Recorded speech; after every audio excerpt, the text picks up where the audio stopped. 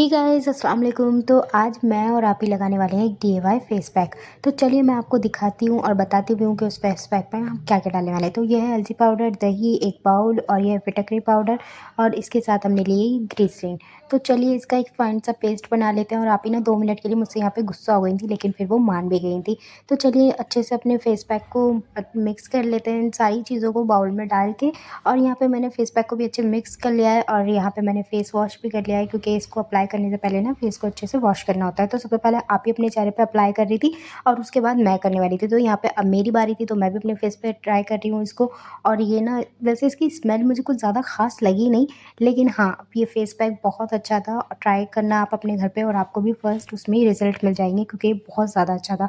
ठीक है, तो यहाँ पे इसको रखना है 20 मिनट तक और फिर 20 मिनट के बाद इसको वॉश कर लेना। और ये देखो मेरी स्किन कितनी सॉफ्ट लग रही है, ग्लोइंग लग रही है। तो आप भी अपने घर पे ये फेस पैक ज़रूर ट्राई करना गाइज़, ये बहुत अच्छा है। ठीक है, तो यहाँ पे मैं तो हो गई थी नहा धो के तैयार और अब मैं जा रही थी आप ही के साथ बाहर, क्योंकि आप ही का कुछ काम कराना था मुझे।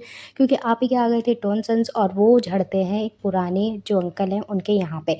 तो हम वहीं पे ही जा रहे थे। आप ही के अंदर कुछ भूल गई थी, तो वो वापस गई थी अंदर कुछ सामान लेने के लिए। तो चलिए मैं आपको दिखाती हूँ कि वो किन अंकल के यहाँ पे झड़ते हैं, जिनके यहाँ पे मटके और दिए होते हैं। तो वो ये झाड़ते हैं और ये इसकी कोई भी दवाई नहीं होती है, इसको झड़वाने ही जाना होता है। तो ये कुछ पढ़ रहे थे और साथ ही साथ आप ही का पूरा प्रोसेस भी कंप्लीट कर रहे थे और इनको बता भी रहे थे कि इनको क्या खाना है और क्या नहीं खाना है।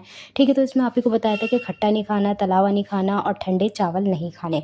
तो आप ही तो हो गई थी बिल्कुल यहाँ से फ्री। हम आ गए थे घर और घर पे आके हम बनाने वाले थे मेथी के पराठे, क्योंकि कल मेथी बच गई थी।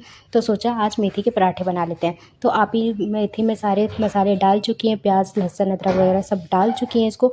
और आटे में कोई भी पानी नहीं डलेगा, जो मेथी है उसी से ही ये पराठे गूंदेगा इसका आटा। ठीक है, तो आपको कोई भी पानी नहीं डाल। तो हमने आटे में मेथी भी ऐड कर ली थी और कोई भी पानी नहीं डालना है आटे में। तो हमने आटा भी गूंद लिया था अपना।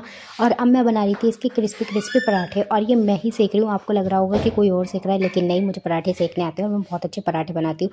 तो इसके साथ मैंने बनाई थी धनिए पुदीने की हरी चटनी, जो खाने में बहुत ज़्यादा टेस्टी थी। आप भी ट्राई करना और मैं इसकी टेस्टिंग करके भी बता देती हूँ आपको। और गाइस ये वाकई बहुत ज़्यादा अच्छे बने थे खाने में। तो आप भी अपने घर में ज़रूर ट्राई करना एक बार और मुझे बताना कि आपके पराठे कैसे बने थे। और चलिए मिलते हैं नेक्स्ट ब्लॉग में। बाय बाय, अल्लाह हाफ़िज़। और हाँ, चैनल को सब्सक्राइब करना मत भूलना। Bye bye.